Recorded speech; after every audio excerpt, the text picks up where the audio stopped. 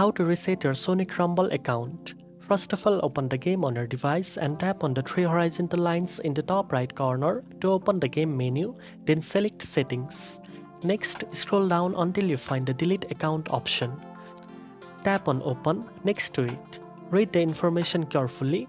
This explains that your user data will be deleted from the app and your current device, effectively giving you a fresh start.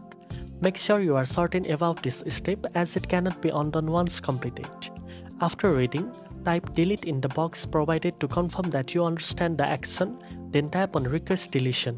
Your account data will be removed and you can start the game as a new player on the same device.